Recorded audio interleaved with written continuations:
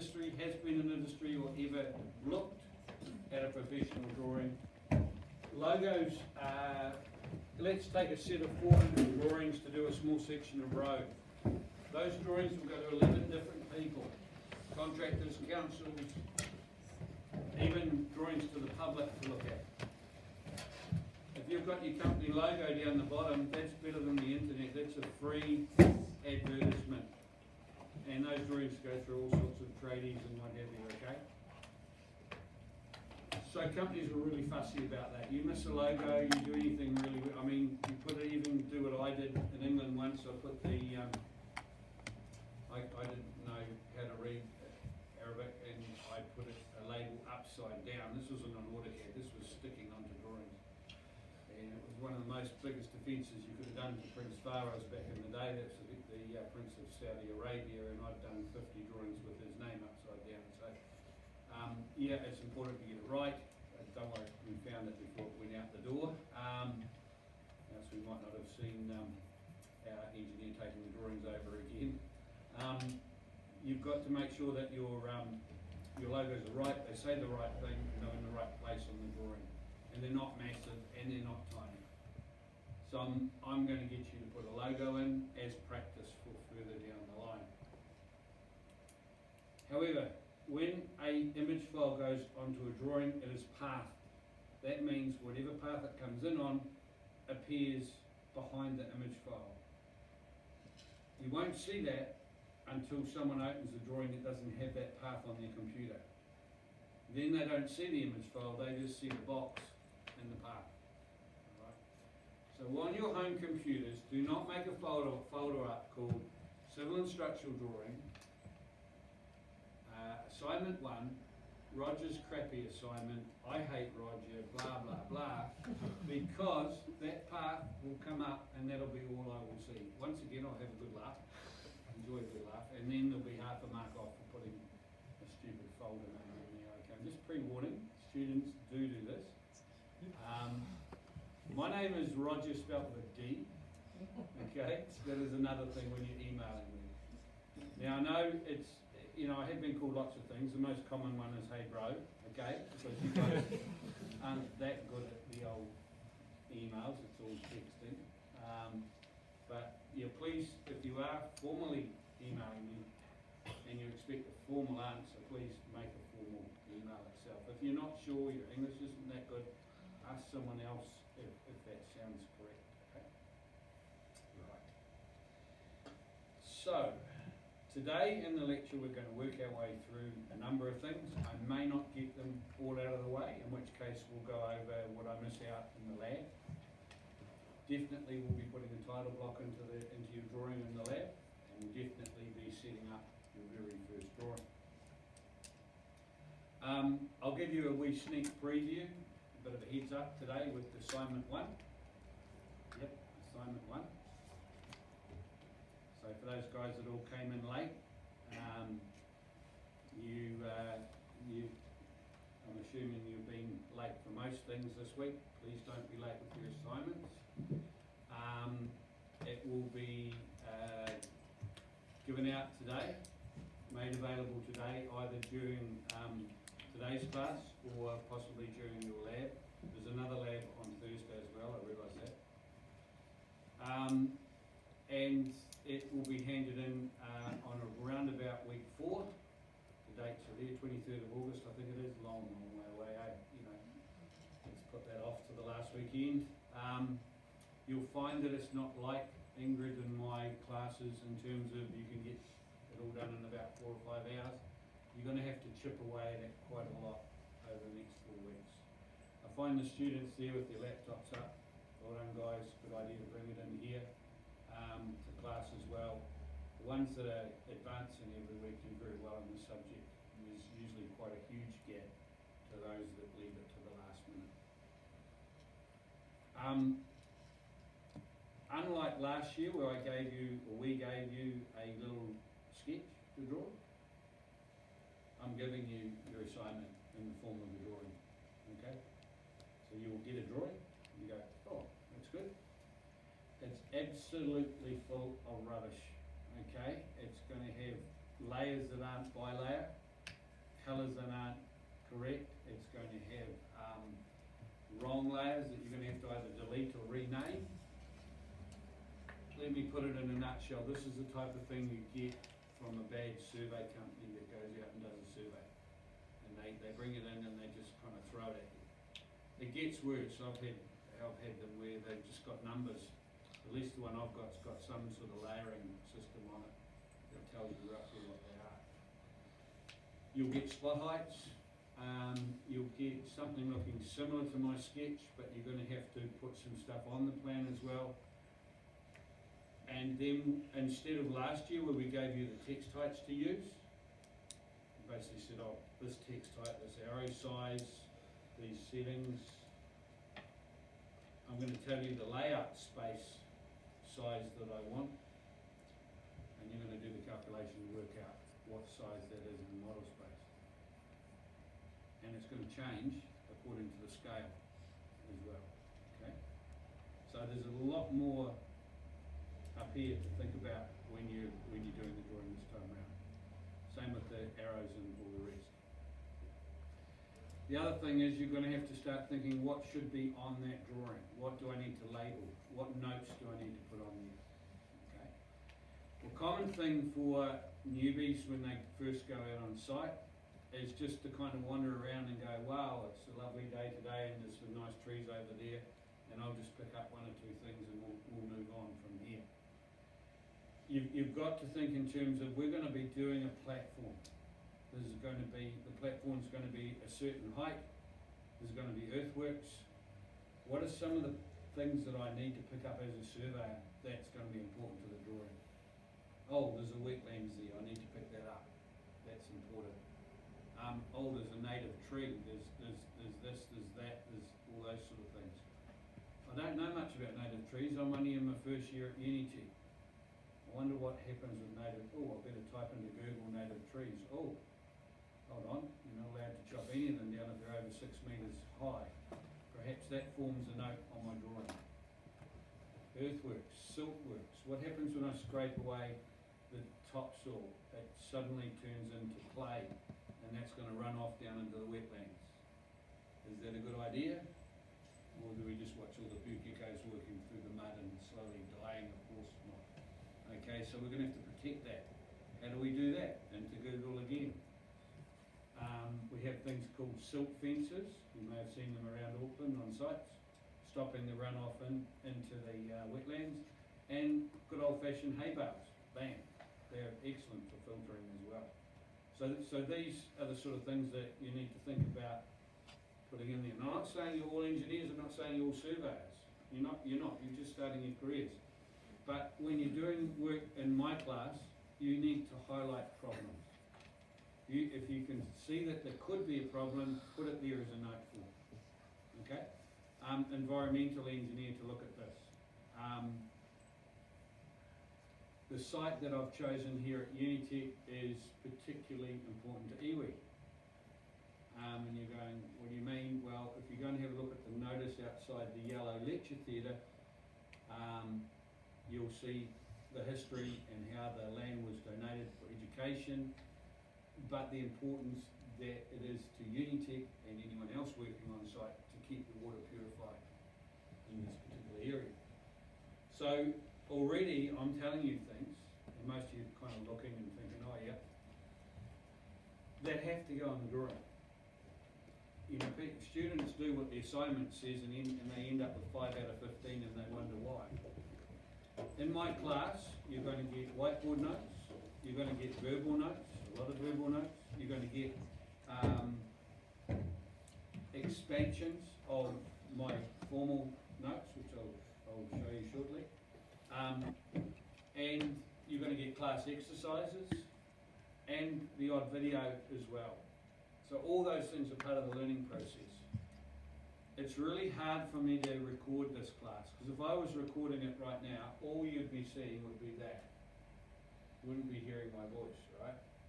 So if I will walk across here, when I'm demonstrating long sections, we do something called a distorted long section. And most students go, well, what do you mean by distortion? And I usually use my own belly as a way of showing you.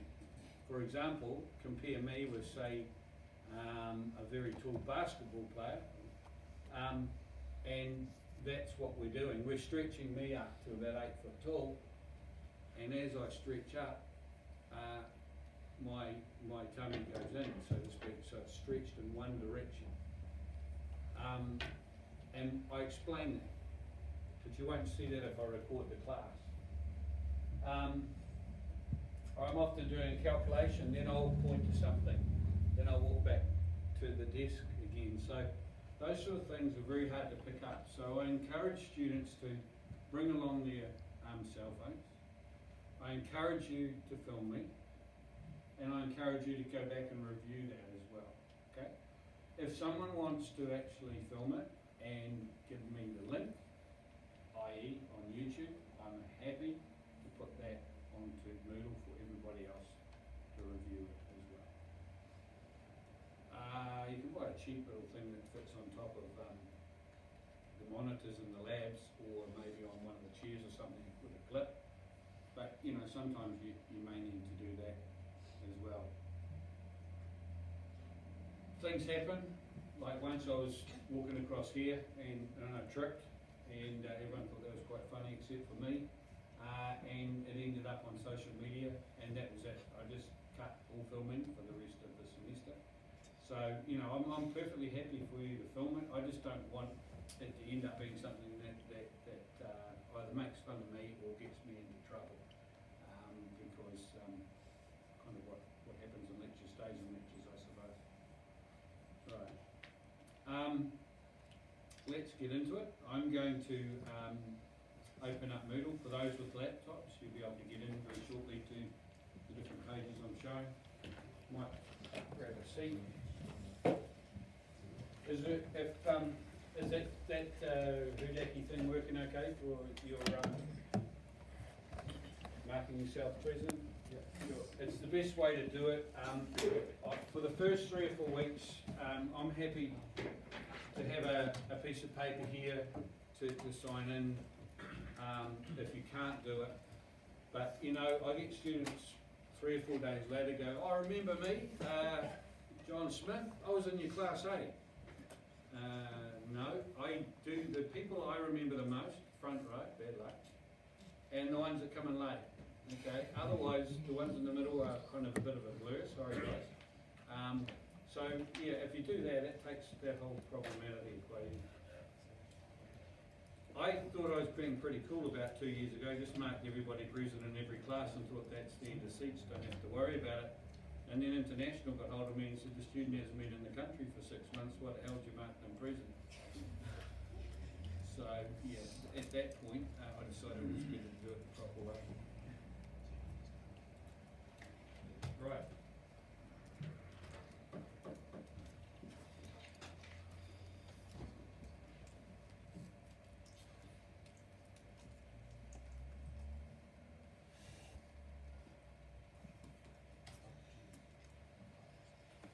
Keep changing this around.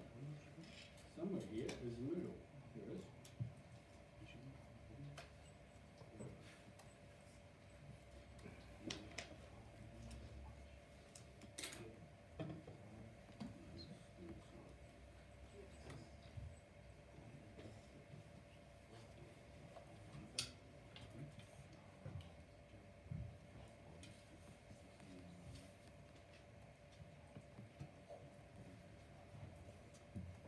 Okay, on the front page, I've pretty much covered most things there that we've just been talking about.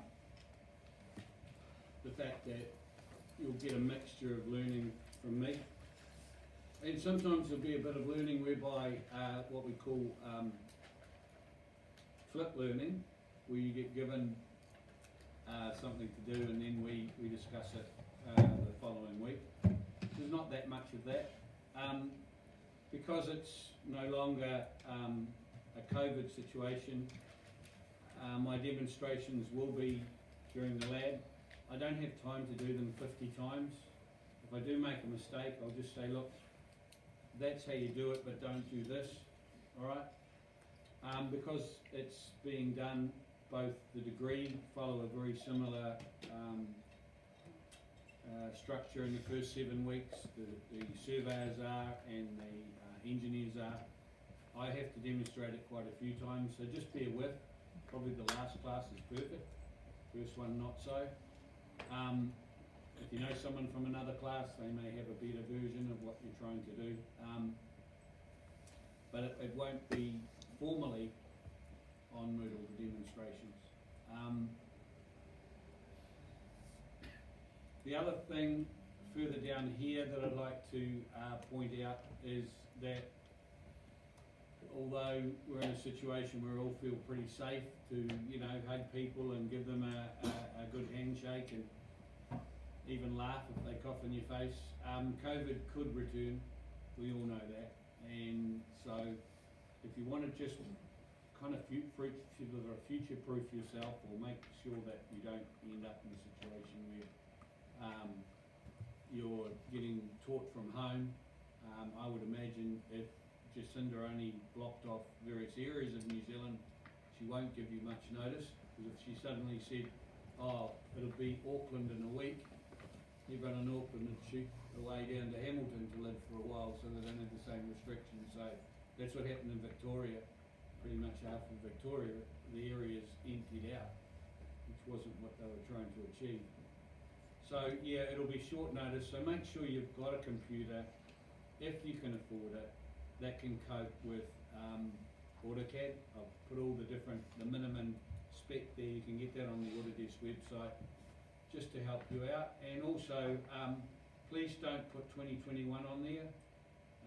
At the moment, they'll be touting that around as a beta copy. Beta basically means, hey, let's get all the students to sort out all our problems for us and email us the things that don't work. Right? Anyone in IT will know exactly what I'm talking about. And then they'll release it towards the end of this year. Don't buy a Mac. Anyone who does have a Mac will know that AutoCAD's quite different and can cause extra issues for you. So a question on that, how many devices can you download it onto? Probably just one at a time, right? I once did it myself, and it wouldn't let me do it on the second one, but they may have changed that. What it might be now is, back in those days it was almost a dongle situation, but I think what it might be now is you can have it on multiple devices, but you can only, like Netflix, you can only be on one at the time. But look, they've got a really good help desk thing there where you type a question and they're pretty wealthy. They've got people sitting there answering questions, and what else would they be doing anyway? They're all in kind of semi-lockdown anyway over there. So,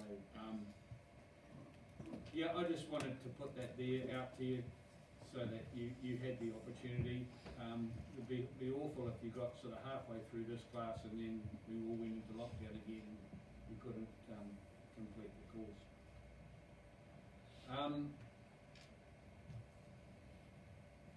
If I do announcements, they'll go to your emails. It's really important this semester that your emails are getting announcements. I may or may not put out a test one just to see that you're all getting them. And the copy of that announcement will be under this folder here. I haven't actually made it available. You can sort of see it ghosted out there. As teachers, we're supposed to do X amount of training just to upskill each year, and part of that we've got to do these things called badges, and one of them is online learning, and they're pretty much giving us that badge if we can prove that we taught online. So I've kept a lot of my stuff from semester 2 ghosted out. Unfortunately, I just have to hold that announcement back a bit so I can prove that I made announcements to everybody in semester 1, etc. And once that's out of the way, I can delete them and you guys can be rocking and rolling. So that's where the announcement sections will be. There's a note there for attendance. You also got that on the front page.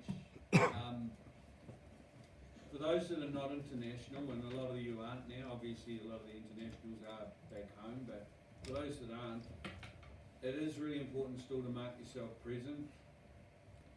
When we came to the examiners meeting, there was a lot of lecturers would say things like, oh look, I know your student's on 48, but can you not knock him up? It's a really good student. And I said, well, you know, the attendance for the student was 50%. And I said, that's not a good student. And because I can see all that. So, and another lecturer said, oh yeah, that student didn't attend any of mine, 80% absent.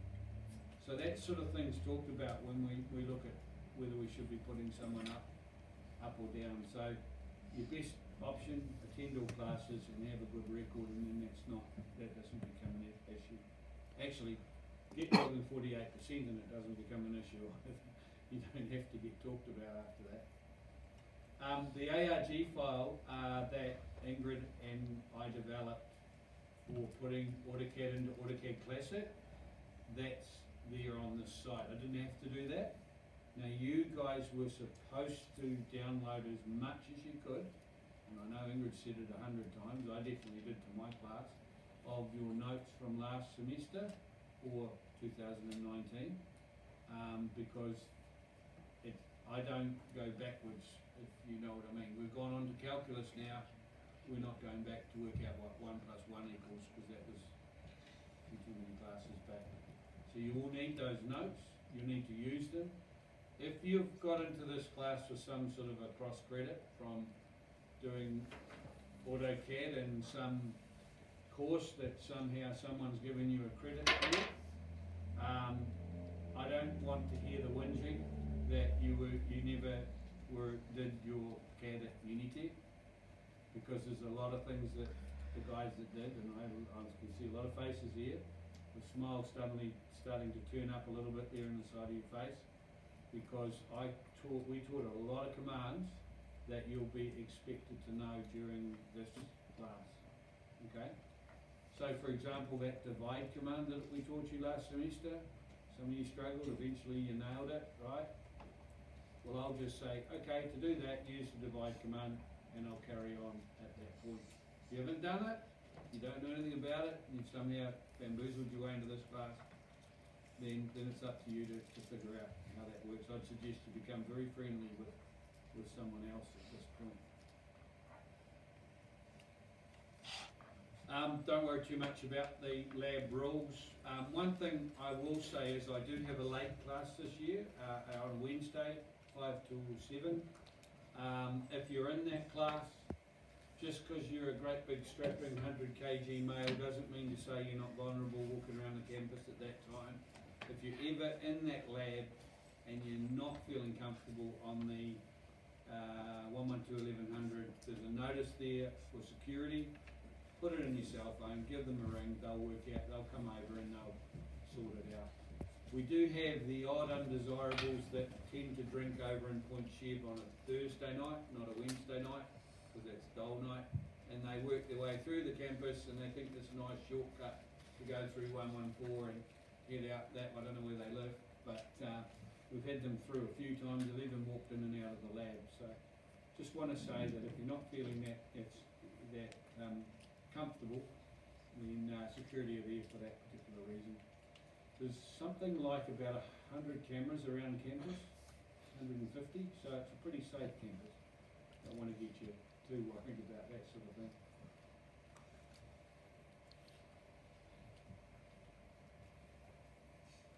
Okay, so there it is. There's the Dropbox already for assignment 1. Now, I had a situation last semester, and I'm not mentioning any names, but a student's laptop was damaged, and yes, I know it got damaged on the almost the night beforehand, as these things happen. And on the face of it, I didn't have much options in terms of accepting what the student had said about his laptop. Now, I don't give extensions. I'm not in that school of, hey, just have an extension, okay? This is a pretty intense course. We have assignments due kind of almost fortnightly, or tests. So by giving an extension, I'm just setting you up to lose. You're gonna end up failing, because you're sitting there going, yay, another week to do my assignment, and then all of a sudden you had 2 weeks to finish the next one, and you've now got 1. Okay, and by the time you've had a bit of a break and thought, well, that's that out of the road, you've got 2 days to finish that one, and you've run out of medical excuses to get another extension. So what I tend to do is I tend to give a pro rata mark. Now, let me get this very clear. It's for a legitimate issue, all right? Like death, all right? Your own death. Then I will tend to give you an extension. So we're talking legitimately a medical. You can't just say, oh, my friend said I was sick, or I got a cough and thought I had COVID. Okay? Legitimate medical is required, and generally speaking, it is a pro rata mark. I think that's really fair. It works really well with the good students. If you get 3 A marks out of 3 assignments, your pro rata mark for your 4th one will be an A. You get 3 Ds, it'll be a D. All right? So it'll be up to you on the other ones to prove that you're at that standard.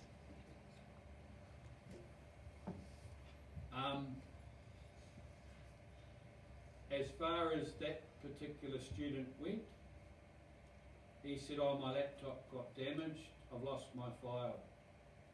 I said, did you not do another copy of it? No. I said, have you not looked on Moodle? It tells you you're expected to back up in more than one place. 20% off. After we worked out his pro rata mark, I took 20% off for not backing up. Okay, so when you're doing your work, you're expected to back it up. If you want to back up on your computer, that's fine. That is only one place. I provide another one. It's sitting right in front of your eyes at the moment, a digital Dropbox. I don't look at it. I'm not that excited about anybody that drops off early. I don't look at anything until I download it. Use it. Slide your file in there. Go home, open it up at home, slide it back in there, okay? That's one. A student said to me yesterday, he uses, is it OneDrive? The Unitech give you an extensive drive to save to. Look into that. I would. You could put all sorts of stuff in there. That's your personal drive to put files on. Google provides space for that sort of thing. A lot of you have your cell phones pictures going straight to the Google Drive on the cloud. Memory stick doesn't cost much these days. Something like they're down at the warehouse station, we had them for $15 for 62 gig memory stick. It wasn't that long ago, that was a whole hard drive. So please, you don't have to do it every time you go on CAD. Obviously, you do an hour's work, no big deal. But you've got to work out in your own mind, how much am I prepared to lose? I've just done such and such. Do I want to lose that? Not really. Okay? Don't worry, over the years I've had a lot of excuses. Cat stole the computer, police came and took a hammer to it, you know, all that sort of thing. Of why the computer got damaged. Okay.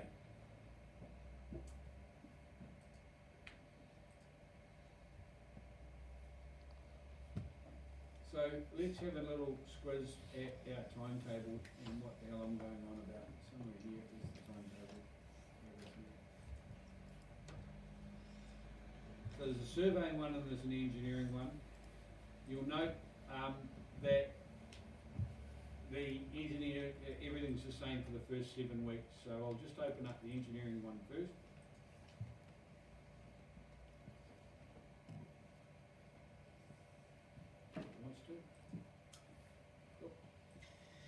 Okay.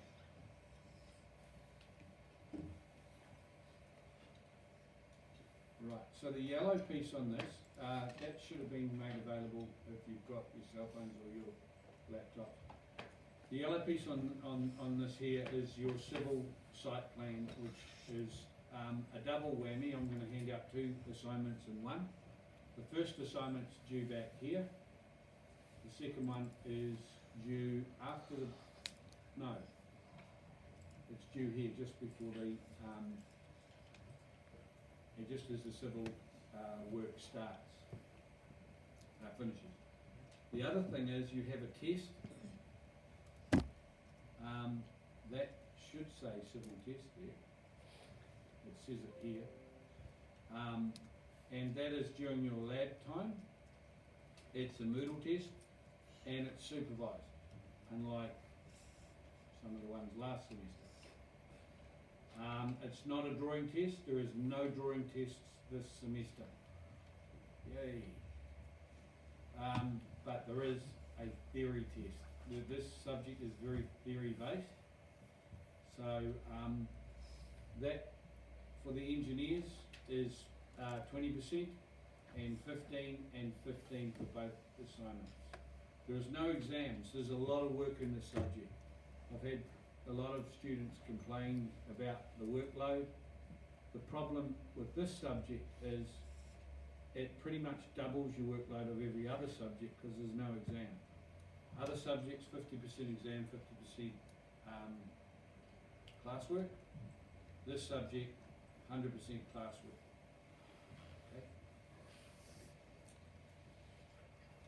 Okay. If I never repeat the same assignment, but if any of you have copies of my kind of almost model answers that I often put out, I'm more than happy for you to look at that and to kind of pinch bits off it. That's fine with me, but just be very, very careful when you're relating it to this year's assignment, because some of the notes might be completely wrong. If I start seeing notes completely copied without anyone even putting any thought into it, then I will know that. Okay. So that is a clear-cut distinction there in week 8, and then we go into our break. You'll notice week 14, which is actually study week, by the way, is a structural test and a hand-in. You can blame last year's class for that. I used to have the hand-in on the 13th week.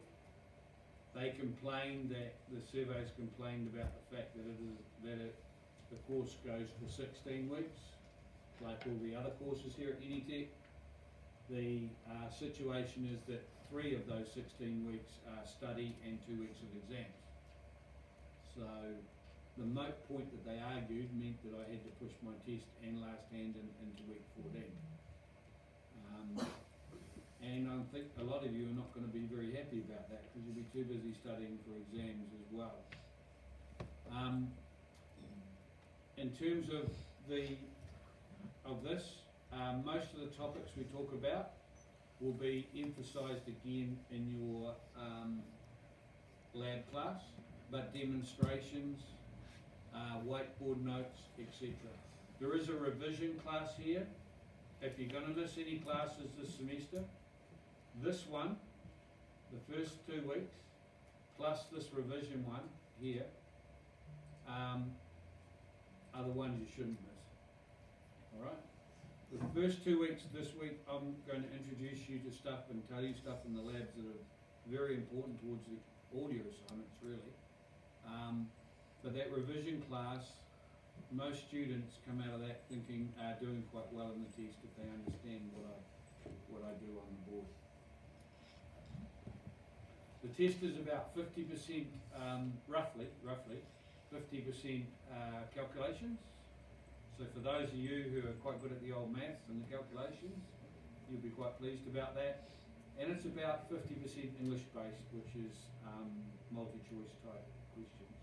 Okay. I have a large question bank, over 120 questions for this first test alone. So also Moodle will change the ABCDs. So I'm quite comfortable with you all sitting next to each other doing the test, because this situation where you're looking at your 120 questions, Moodle's going to choose you 10 multi-choice out of that. The chances of getting the same one at the same time with the same ABCDs is pretty rare. You're better off just doing your own one, okay? For those that are failing and think I'll take a snapshot and I'll be right for next year, same thing. You've got 10 questions, right? And I often change it, so the answers are slightly different each year as well. Just depends on how I feel. So with the engineers, just very briefly, you're going to go on to do concrete, steel, and you'll actually be doing quite an exciting little project of the nature reserve observatory, which is a 2-story structural steel building on a concrete slab, and you'll be drawing that up in 3D. You'll also be doing 2D detailed drawings as well. Okay? So as far as the engineers go, it's something that will a lot of students who are interested in that side of things do very well. And they asked me if there's another course they can advance on to, and the answer is yes.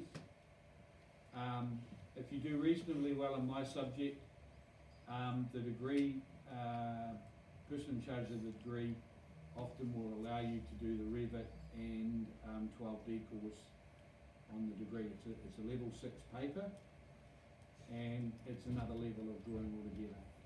World-renowned programs, the only place in the whole world that combines the two in an official sense. You can get a student loan to do it, and it does cross-credit onto the diploma for one of your electives. However, you are only allowed to do one from the degree, and a number of students prefer one called construction practices, I think it's called, which is very good for site engineers. So, you know, I didn't tell you this, but if you finish your diploma, you can register for the degree and still do the as many degree papers after that as you like anyway. So there are ways around it if you want to do it with a student loan. Also, we do get a number of students that are from industry, that the bosses, they do it as a way of keeping current, shall we say.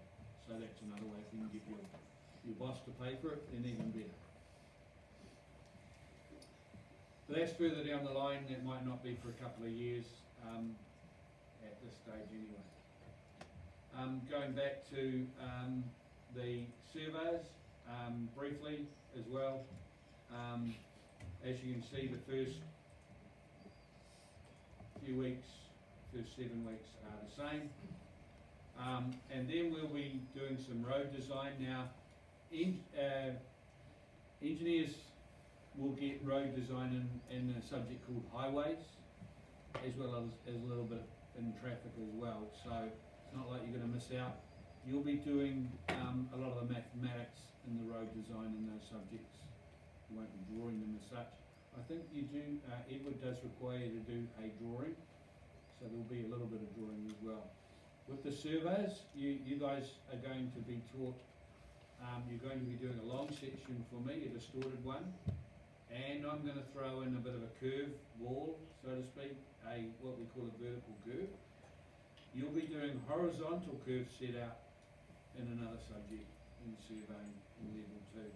So we'll do a bit of horizontal curve design, and you'll be doing multiple cross sections all the way along the road, which is very common in road design. Not quite sure exactly how things will run. I put the word portfolio drawings when I just need a word. That's what the course descriptor says. We may flick that around a little bit. There may be changes to these timetables. If there's a change, normally I do an announcement if it affects you. It's usually not to your disadvantage, like I won't say, hey, change my mind, you can hand in a week early. It's usually the other way around. But it might be just to change a topic or something we're doing. Like I might decide to teach you the 3D a week earlier or something like that. Okay? So yeah, we do tend to change a little bit. And I am a little bit more student driven on the surveying side of things. It's a smaller class, and they often ask me to go over something in another capacity, which I'm reasonably flexible to do. Hand-in dates are here. What I would like to say is that for this subject, I write the hand-in dates there. I write the hand-in dates on the assignment and on the digital Dropbox. That's 3 different places. And contrary to popular belief, I am human, I do make mistakes, I do make typos. Now, if I put, say, that it doesn't have to be until 2022, don't go, ooh, we're getting out of that one. Whatever's written on the assignment is what you go by. The others are a guide. Please let me know, don't just sit there and say, oh, you'll never notice that, and we'll get away with it. You won't. I've had students try that on. It hasn't been a year, it's been a couple of days that are wrong. Or I've said Sunday the 22nd and it's actually Sunday the 23rd. Something like that. I don't get into those arguments. The Dropbox closes, it closes, alright? Now here's the deal with the Dropbox. When it closes, it closes. 1 second late, penalties start clocking up. They're quite severe this time round, okay? It is not my responsibility to get it in on time. It's not my problem if you're sitting at Unitec and the lights go out. It's also not my problem if Moodle starts going really slow. There's about 65 of you guys, girls, guys, and a lot of people like playing with the devil, and they do it with 1 minute to go, 2 minutes to go, and then it goes so slow, and then they don't get it in, and that's my problem. I was trying so hard and it wouldn't accept my file. Email it to me. Oh, thank you so much, and you'll get a 10% penalty. Okay, so the way to get around that is to actually keep uploading into Moodle. So what I've said to students is, it's very simple. I'll mark what you've got on Moodle, or I'll mark what you just emailed me with a 10% penalty. Okay? So I'm making it really clear today, but I do get into these little tit for tats, and you do tend to see another side of me, unfortunately. But I started letting students, when I first came there 17 years ago, I was a lot less grumpier, and I used to just let people away with late hand-ins, whatever, it doesn't matter. I caught you cheating, don't worry about it, blah, blah, blah. And I got hauled into the big boss's office and told me, well, it's simple. You either will lose your job if you carry on like you're doing, or you have one rule for everyone, completely. So that's it. Okay?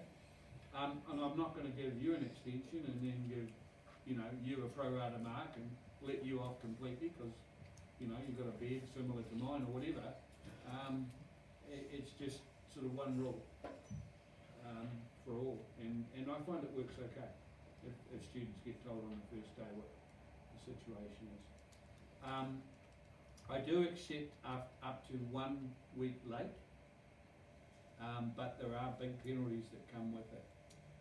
So it is pretty hard to pass the subject getting whacked a penalty every time. Okay, so it's not a very good idea, but there are situations where students just decide, oh, I'll give Roger his a week late and take the hit. But it is there. I probably shouldn't tell you that, but that is the situation. Now, with those students that hand in late, your mark will probably not appear on the schedule when I give the marks back. You'll probably get no feedback, right? And you will hold up that feedback getting back to everybody else, which is kind of annoying for everybody else, but I'll tell you what, if you're past the 5 o'clock mark by 1 minute, a week later it's not marked.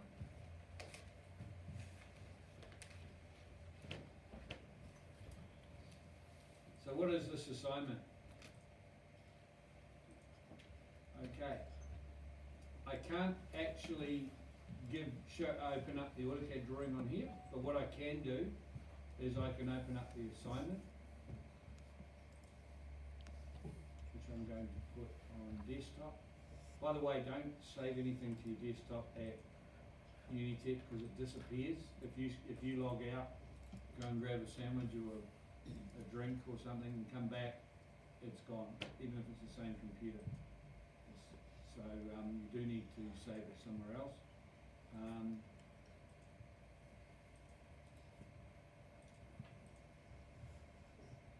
Right.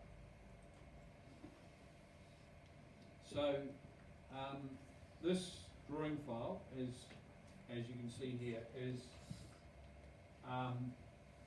basically given to you.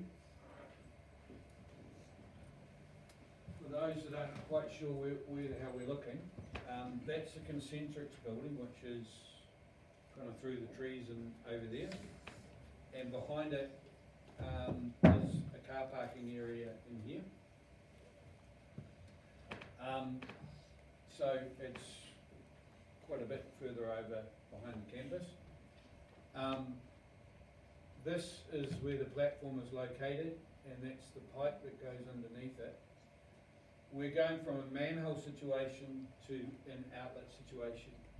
So if anyone's in this classroom last year, it was an outlet to an outlet. So that was a little bit different. There's a couple of trees here that are going to form a problem. I think that's a native one, that isn't. So you need to do a wee bit of research to see what happens with native trees and normal trees, etc. You can see, because these contours are very close to each other, it's a very steep bank down there, which could cause some issues. And yeah, basically giving you that. This survey data is also given to you.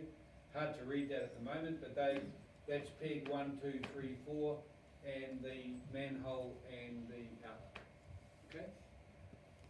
The assignment goes into more detail as to the start of the manhole pipe, and the grade that's on the pipe, and you are expected to plot that on, and you will be expected to form a title block. You will be expected to change any of the text to the correct height, etc., etc., etc. This will form the basis. When I said before that you'll be doing 9 drawings, all 4 of the 5 of the 4 of the civil drawings, all 4 of the civil drawings, which is the, no, 5, all 5 of the civil drawings will be one AutoCAD file, but there'll be different viewports.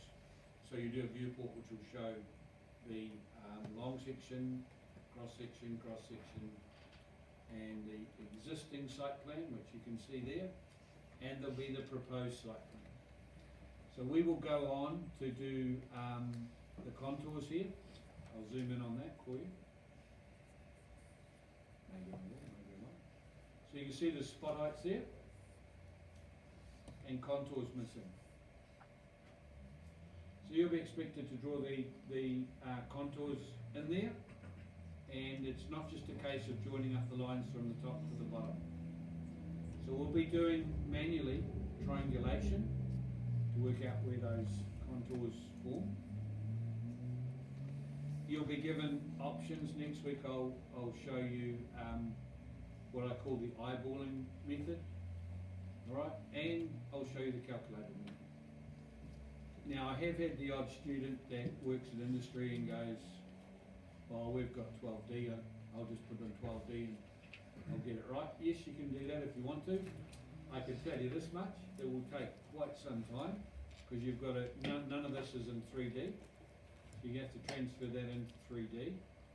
Secondly, you're going to have to end up bringing it back into AutoCAD and making the correct layers for everything. Okay, but you can do it that way if you want to. Contours are going to be worth 2 marks. And those contour heights of the text here and here are not correct. And I've had students that have done it perfectly. They've spent all weekend calculating where the contours are for their 2 marks, and they've lost half a mark because they left the same text heights in there. Right? So be aware the text heights are not correct on this drawing. Here's something as well. Proposed 450 stormwater pipe. What did I hate the most last semester in terms of text? Lowercase text. Whoa. the case, all right? Please don't spit that back to me. And those that had Ingrid in the class, who would allow an arrowhead to be like that? That would be an instant whack on the back of the head, wouldn't it? Okay. So proper arrows, and we'll talk about the arrow size, we'll talk about the text heights that you should be using as well. And a lot of that will be in the lab. The assignment itself, a wetlands nature lookout. So let me just be 100% clear, in the civil side of it, we're doing pretty much the platform design, not the slab design, platform design. In the structural side of it, you will go on, engineers, to do a slab and a 2-story lookout building. The surveyors will do a road leading down to that building. So you won't have to do the building, you'll have to do a road that comes from the car park up the top down to the bottom. Now, for those with extensive knowledge of contours in Auckland, if you think you can look up some data and bring it down here and complete my assignment, don't do that. Some of those spot huts are completely made up by me. Alright, and to give you an idea, we are approximately 20 metres above sea level here, and all my contours are 44 metres above, 46, 48, so they're completely fictitious. So you would be stupid to do that, okay? What else? So it outlines that the pegs, well, I've been talking about the manholes and the outlet, the pipe sizes, and it tells you about the drawing that I give you. So the survey drawing I give you will not have this red bit on it, and some of the hatching may not be there, so it'll be up to you to start doing it. This is completely the wrong hatching for the wetland, and we'll talk about that in today and Thursday's lab. It's interesting that the Wednesday students, the Thursday students start crying to me saying, it's not fair, we don't have our lab till Thursday, the other guys have a whole almost 24 hours advantage as far as the assignment goes.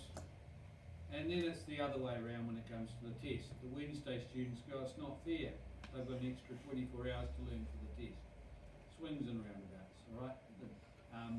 It's just the way it is. The hand-in's the same for both classes.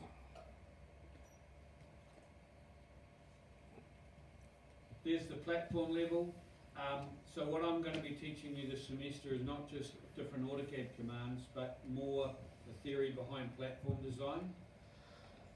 So what we're going to do is we're going to put a platform in there and nominate a height for it.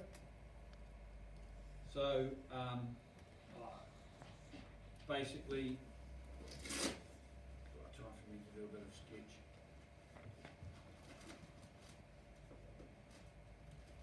When COVID happened, I grabbed all my marker pens and put them in this little plastic bag and ran home. I don't know why. I had absolutely no need for them until today, so this is an exciting time. Here's a hill going down here, and we say putting a platform in like that. Okay, now that could be a platform for a building like we're doing, could be a platform for a tennis court, could be a platform for an industrial site. Okay, I'll digress a little bit. I have done platform designs in Indonesia for geothermal way back in the late 80s, early 90s, and just like Pacifica, the rain can come down big time, right? Now, all those Pacific Island students there that are listening to me right now, you know exactly what I'm talking about. 1 minute it's a sunny day, next minute, boom, the clouds open up. So when you're doing platforms over there, you try not to make them flat because you're going to get flooding problems. You try to have a little bit of a slope on them to get rid of the water. Same with roads as well, okay? When it comes to New Zealand designs, yes, Auckland can have downpours, but it's normally not the same sort of situation. we tend to try and make them mostly flat.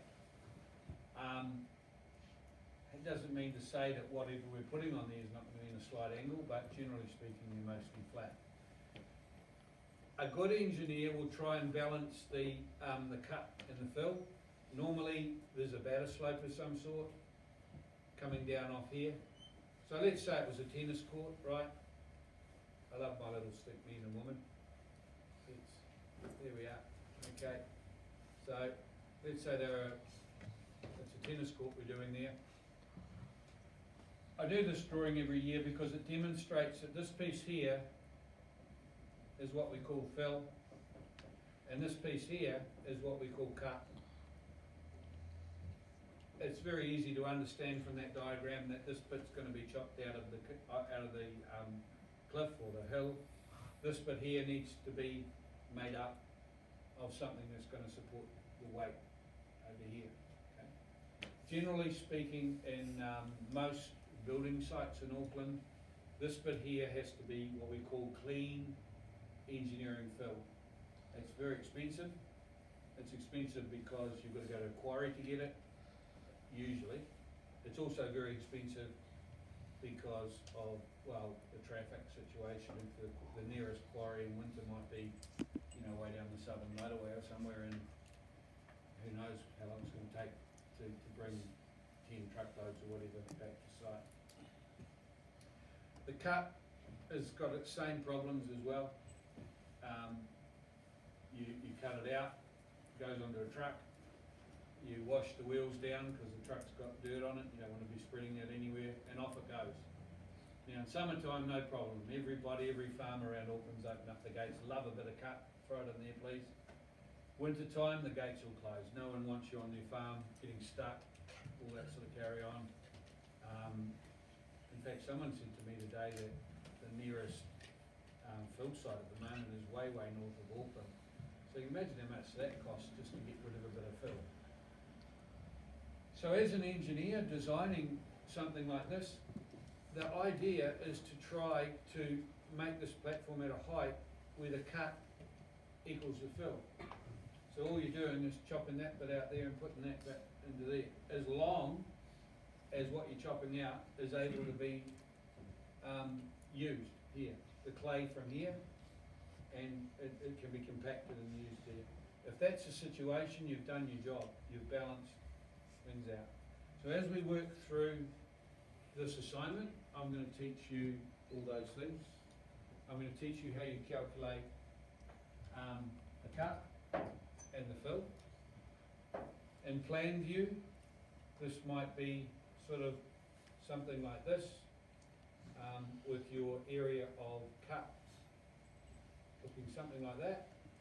The area of fill might extend further. So I call it the butterfly wings, okay? Meaning where the cut and the fill extend to when you're looking down on this. There's the platform there. So you'll be doing the butterfly wings for the job. You'll be working out the cut and the fill, and the surveyors will have to do the cut and the fill for the roading when it comes to your project as well. Sorry, I keep looking at you, Louise, when it comes to surveys. There's plenty of them out there as well. Okay, so we're going to learn how to do contours by triangulation. A lot of students say, hey, we've got 12D, we've got this, that in the office, we don't do that crap, we just bring back the data and we put it in and we, you know, and yes, that's true. You bring back 3D data, you hit a button, you've got your contours all done for you. That's great. But you're not always in that situation. Anyone that's been on site will know that things start getting a bit basic. You're in a little hut, you haven't even got a heater, it's cold, you've got basic survey equipment. All of a sudden Unitech survey equipment looks really choice, okay? And you might have a laptop, but all you've got is plans and the guys are in the digger waiting to start the job. And you've got to work out the contours based on some spot heights and try and give them some indication of what you want done on the site. So, you know, that's it's easy to say, Roger, you're teaching from the year 1865, we're now in the year 2020, and I thought perhaps they could be right, but I got rung up by one of my ex-students who was working on the tunnel. Now that was, 3 years ago, when that completed. That goes under here by Unitec, the Waterview Tunnel. And he said, Roger, you had that spreadsheet you gave us in civil and structural drawing. I said, yep. For calculating earthworks, yep. Can you please send it to me now? I'm in big trouble. I said, you guys are working for the most modern $4 billion job in New Zealand. You don't need my spreadsheet. I do, he said. He said he was trying to work out some stockpiles, and it was just before the thing was opening, and he needed, the trucks are ready to take it away, and he wanted to work out how many he needed. So I'm going to give you a spreadsheet you can use to do exactly the same thing, surveys and engineers, okay? You may never use it, you may use it a lot. It's really for the simple little jobs where you want to get your earthworks right. We're also going to talk about things called the bulking factor, and that's easiest way to explain that is when you get a scoop of ice cream and you scoop it up. When it's all compacted in those things that they display it in, you know, when you scoop it, you're putting air in it, so it looks a lot bigger, doesn't it? Okay? That's kind of what the bulking factor is. So just because you take 4 scoops out of the ground and that should fit in the truck, it actually doesn't. You've got leftover. It's a bit like digging a hole and you can't get it all back into the same hole after you dig it out without compacting it right down. So every engineering material's got a bulking factor, and we'll take that into consideration on this job and assignment too. So there we are, that's what we're going to cover. You'll find that civil and structural drawing is like, and the surveying drawing, it's kind of covers a lot of things, all in one. And a lot of people say to me, how come you kind of know everything and other lecturers don't? The answer to that is I don't know everything. I know a little bit about everything, okay? Whereas like a structural engineer at Unitec here teaching structural engineering, you ask them something about water engineering, they're like, whoa, go away, don't know, right? How big a pump do you need for a 450 diameter pipe, blah, blah, blah. No, I don't want to know about it, right? You ask a highway engineer here that teaches highway engineering about structures, same thing. But over my 25, 30 years of working in industry, I've had to know a little bit about everything. I can't just say, oh, yuck, a pump, don't want to know about it. You know, I've had to go in and figure out how it's drawn and what size is needed and all the rest of it. So yeah, I'm trying to give you guys a little bit of everything without knowing too much about the whole thing. We'll also do some runoff arrows on the drawing to show which way the water's running, and we'll do 1 or 2 other calculations along the way as well. Okay.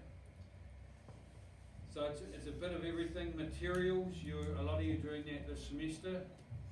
Bit of a subject when I was doing it, and then all of a sudden I was in industry, and I was really pleased that I had my notes with me because we were covering, you know, different things the whole time. Ingrid's notes are huge. I've seen them, but at the end of the day, if you ever need to look up something, it's all there, which is good. Same with Intan as well. So yeah, I'll cover a lot of that materials, but I'm not really interested in how long it takes before you temper metal to do this, that, the next thing. I'm not really interested in whether external house is an H4 factor versus the balcony, which has got an H1.2 or whatever. Sure, I'll have some of that in my notes, but what I want is to say to you, this is what I want on the drawings. Okay? So it's deciphering what needs to be on the note section of the drawings. So looking at that and taking that one step further, I'm going to give you the biggest hint that you've ever got towards getting a professional drawing done. making available right now 3 plans. Now, I want you to note that these plans are from a C grade student. Alright? I can't give you plans from an A grade student because you'll all just copy them and you'll end up getting A's, and everybody will get A's in my subject, and my boss will be going, what's the story? Where's the bell curve gone? You don't even have any D's and E's. But what I can do is give you examples of a C student. By the way, it isn't just a straight copy. You're going to have to think about things. And I can point things out to you. All right? So that's where you get your pencil out. A lot of you haven't seen that for at least 6 months. And hold on to it and start scribbling. So let's look at example 1. So these are available on the internet. Okay. So this was a platform design where we went from a wetlands part of Unitec down to a creek. The first thing I'm going to say is you end up at a creek as well, don't you? So there's similarities. You have a platform. You have a wetlands somewhere. Maybe you have more of a creek wetlands by memory. Yeah, your creek becomes a bit of a wetland. So how come that student only kind of got 50%, which is around about 7 or 8 marks out of 15? Looks pretty good. You'll notice that you are expected to do a legend, a locality plan, some notes, and the survey set out data, which is duplicating what's on the assignment. Quite a nice, tidy title. Well, Unitec logo, that's the one that I'm going to get you to put in. Looks pretty good. On the face of it, it's a little bit hard to figure out why the student didn't do too well. They got the right size text for these. Looks small, doesn't it? But in actual fact, the text height I'm going to give you in your labs, this is an A1 sheet, and you're working off monitors that are this big. An A1 sheet goes something like that. So if you look, imagine that, you can actually see that text height quite comfortably. With contours, we tend to try and keep everything tiny so the data's there, we can look it up anytime we want, but it doesn't dominate the drawing. What we want to dominate the drawing is this, the wetlands, the trees, etc. So what the student did was they pulled the drawing down a bit too far, and they put all this stuff up the top. I would have liked to have seen this up a bit, and I probably would have liked to have seen that data down the side. Okay? I will probably show you in the lab how to do a second viewport so you can put all that data neatly on one side of the drawing, which is a lot more professional. Secondly, they've turned off their viewport. The line that goes on the outside from your viewport, remember your little drawings you did for me last semester, or for Ingrid? That shouldn't be turned off. They probably thought they found the right button, they turned it off, gee, that looks good, but it's not good. That's not what a professional drawing should look like. The viewport should be docked there and docked over there.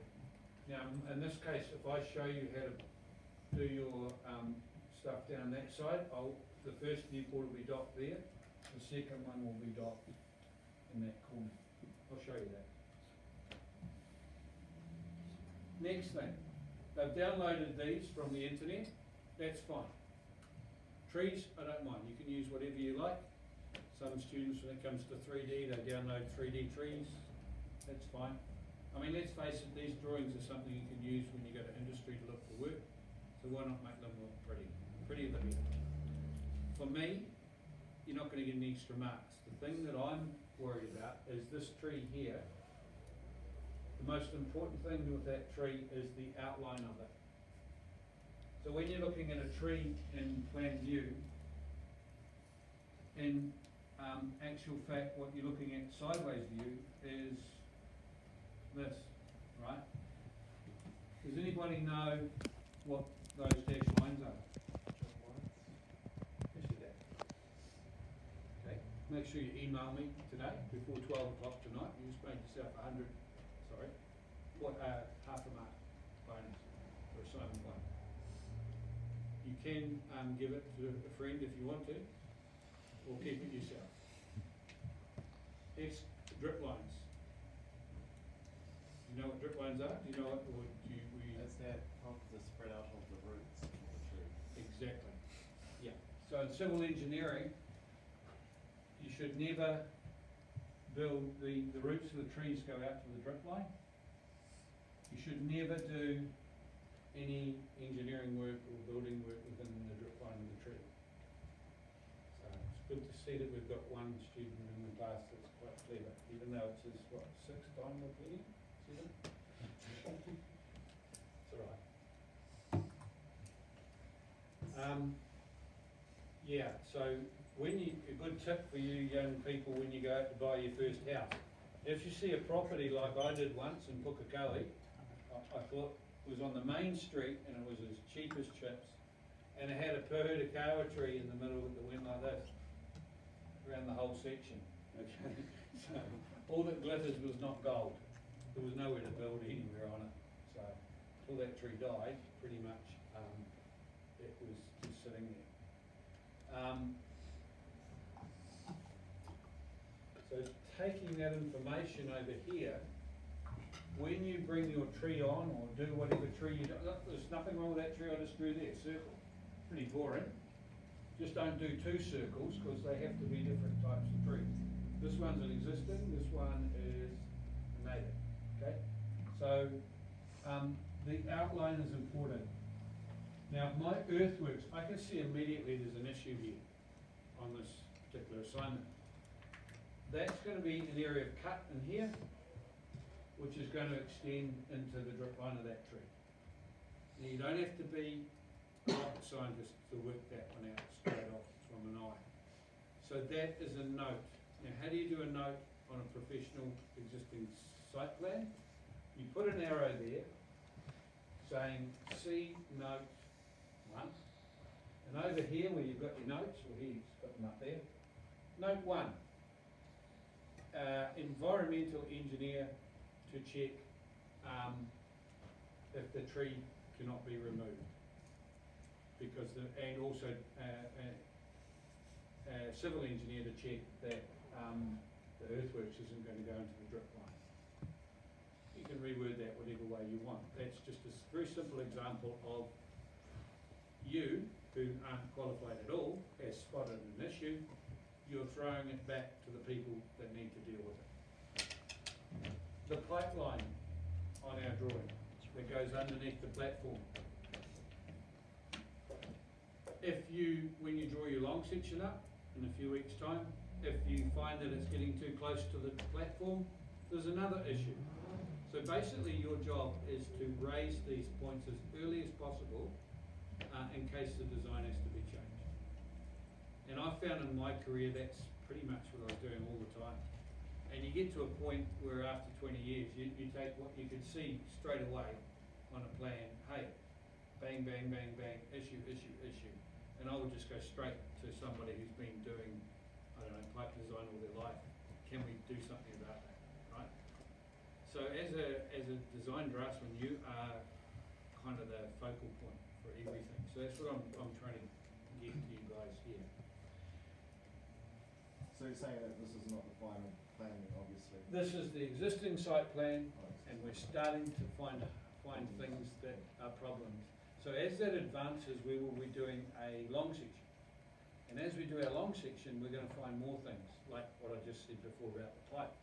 We're going to find more issues that we're not happy with, so we'll start adding those, and then we'll do our proposed plan, which is when we do our butterfly wings and our earthworks design, and that's when we actually solidify what we thought, and we'll find other issues.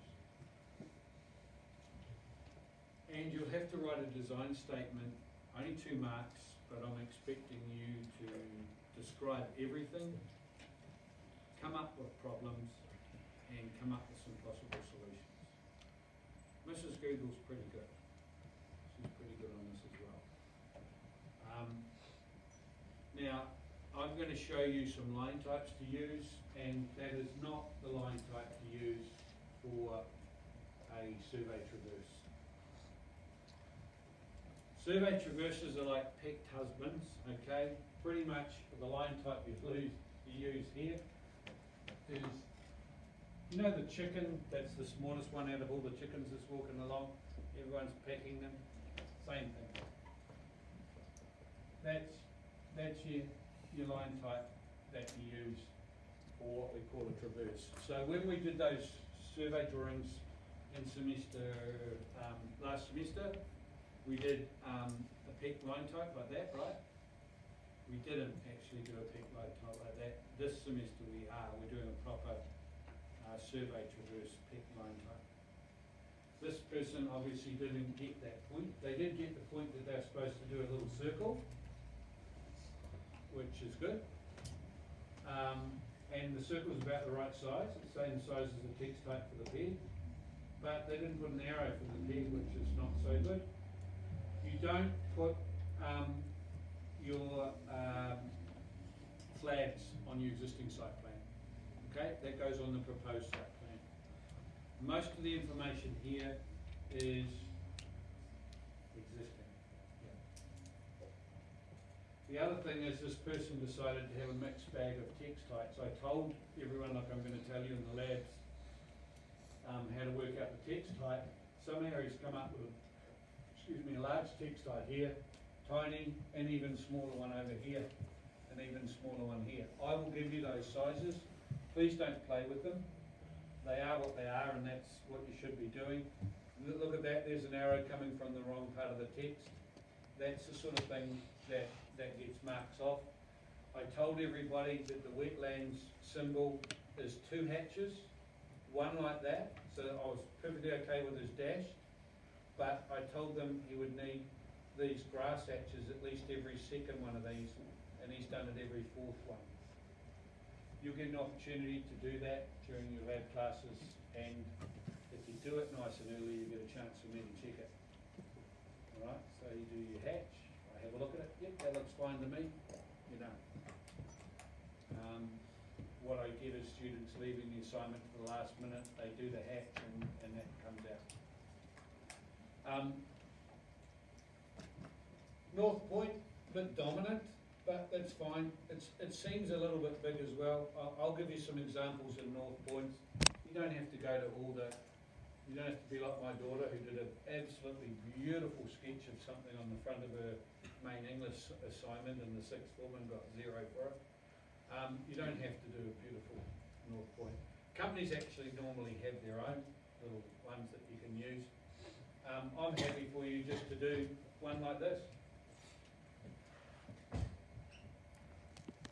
To me that's just as good, okay? But there's some really nice ones there that you can copy, or you can download some if you want to. Depends how you want your drawings to look. I normally say 6 or 7 notes is the minimum. It's really not hard when you listen to everything that I say to come up with about 12 or 13 or 14 notes.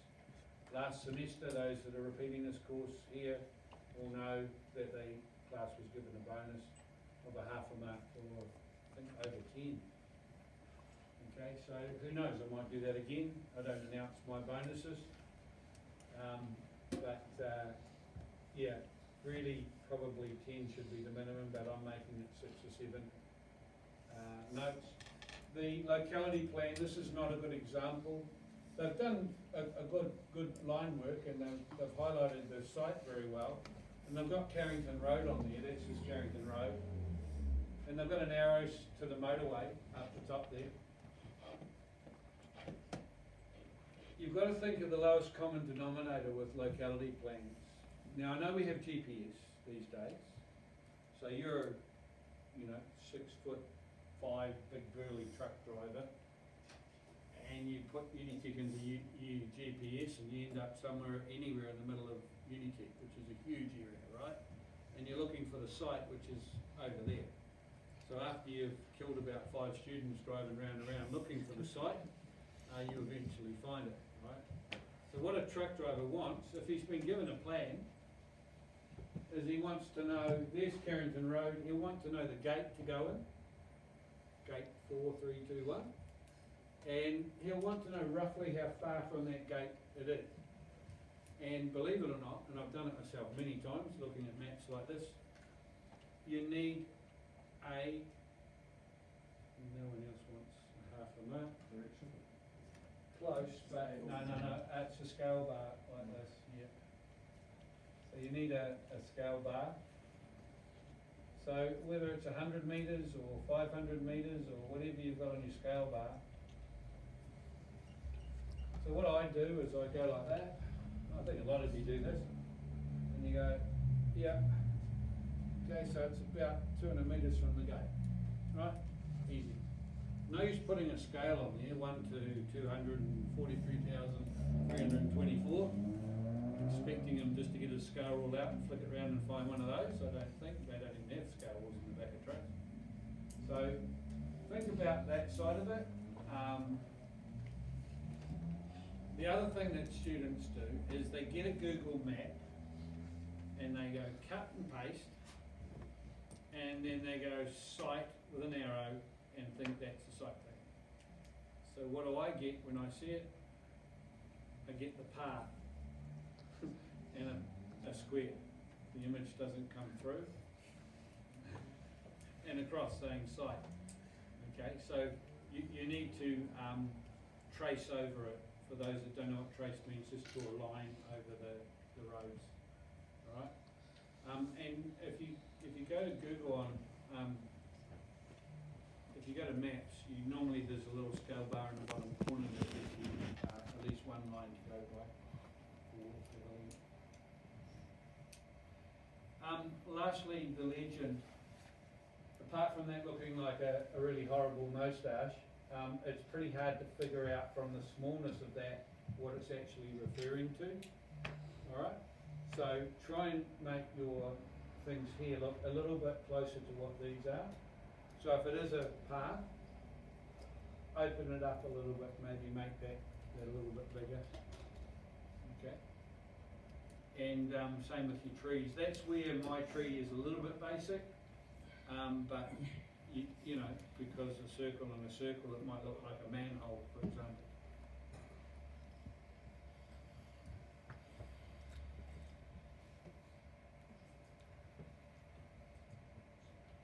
Okay, so this one's looking a little bit more like it.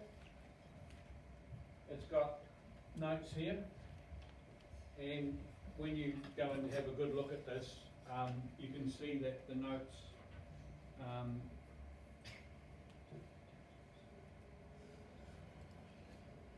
have been broken down to general notes, environmental notes, structural engineering notes. So this person obviously has had a good think about it. And yes, they've got some sort of a scale bar here. Really hard to understand though, because it just puts 200 is not really, you know, is it 0, is that 200 and that 400, or what, you know, really you should have 0 and then 200 there. And they've remembered to put a north point on there and Carrington Road, and the motorway, so pretty much everything. This site is kind of wrong. It wasn't that big and that close to the gate, and they haven't put the gate on. It's very tempting to put very tiny text on the site locality plan. Don't do that. Keep to the same text that you've been told to use. Beautiful north point, no extra marks. Now, this student has decided that they really like the hidden line type, so they've used it just about on everything. The other thing is get your LT scale right. I don't put up with the LT scale wrong this semester. Just because you make a line type hidden doesn't mean to say that at A1 it's going to come through looking pretty good. That's the right line type for the pipe. Dash, that's fine. Dashed on the other side and seed the line type. Fine. But they've also used dash for this, plus a heavy line. This is still a existing site plan. So a light line, forgotten completely about the poor old survey pegs, the circles are gone. And that is not a peak line. Peak line is a little line, like that, small line.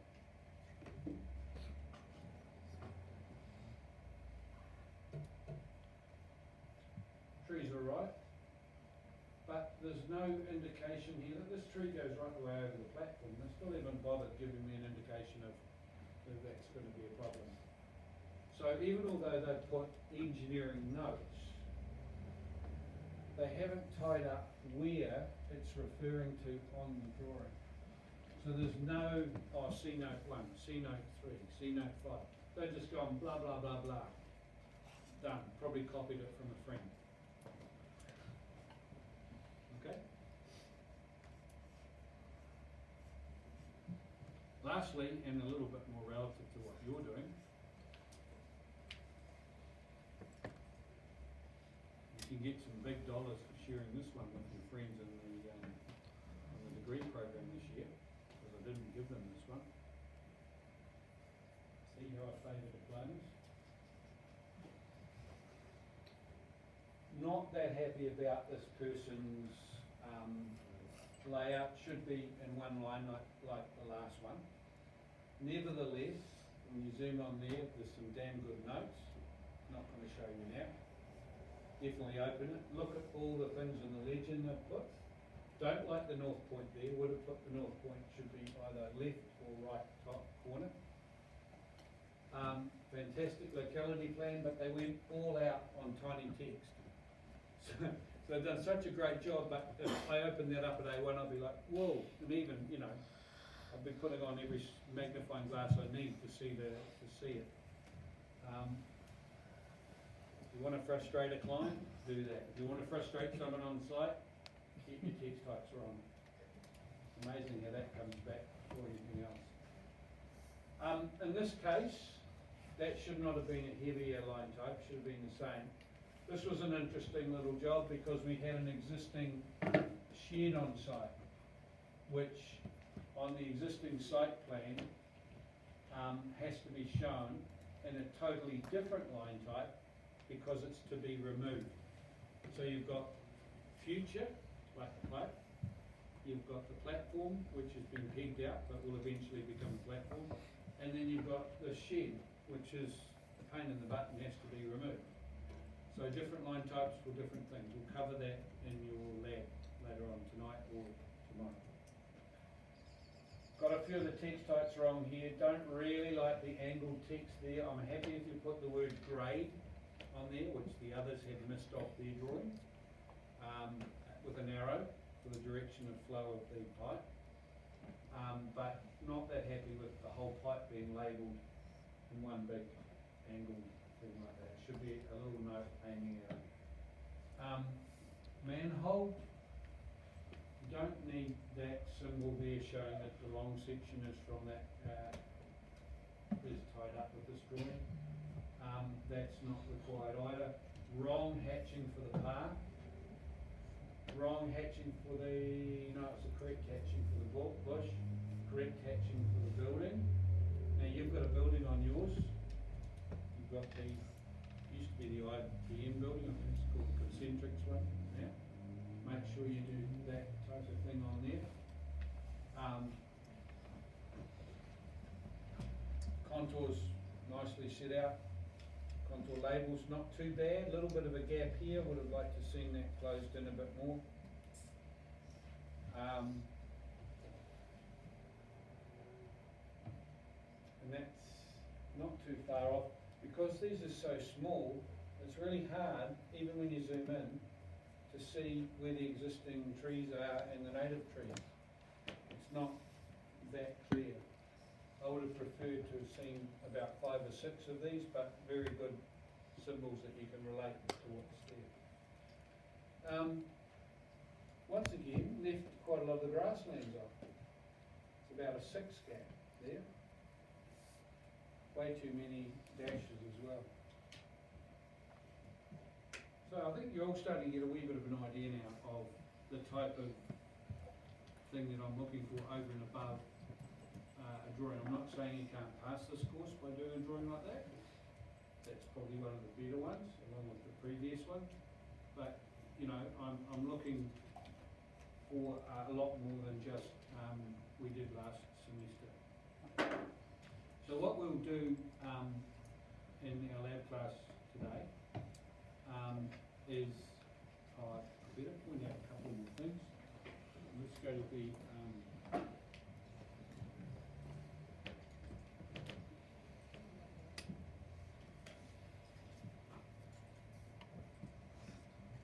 timetable.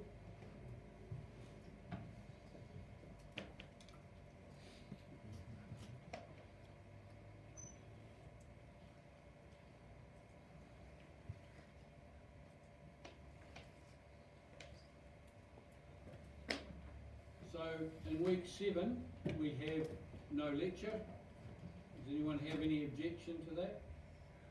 Happy to sit here and just stare at you all if you want to, okay?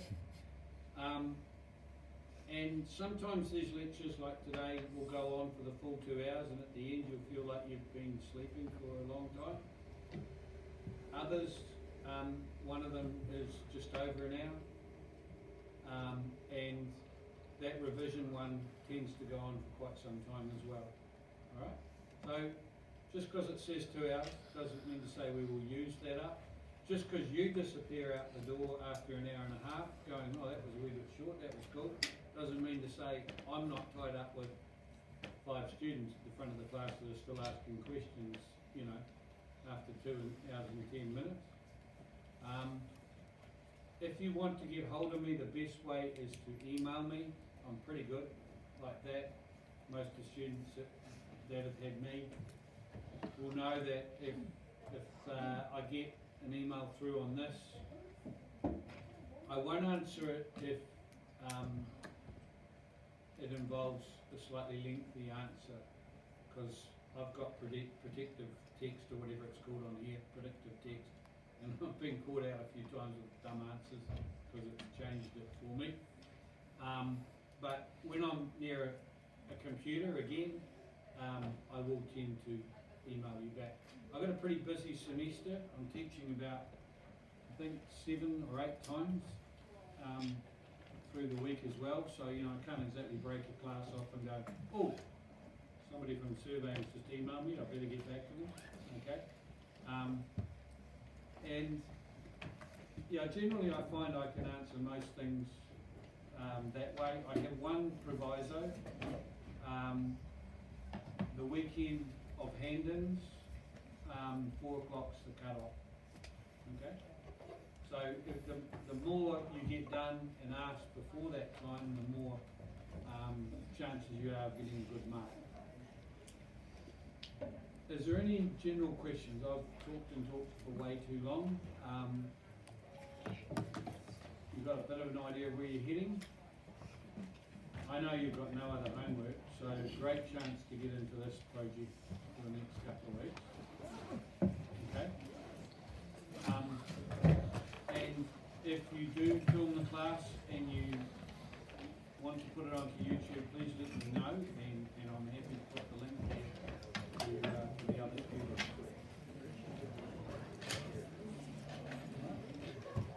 No questions, just all wanting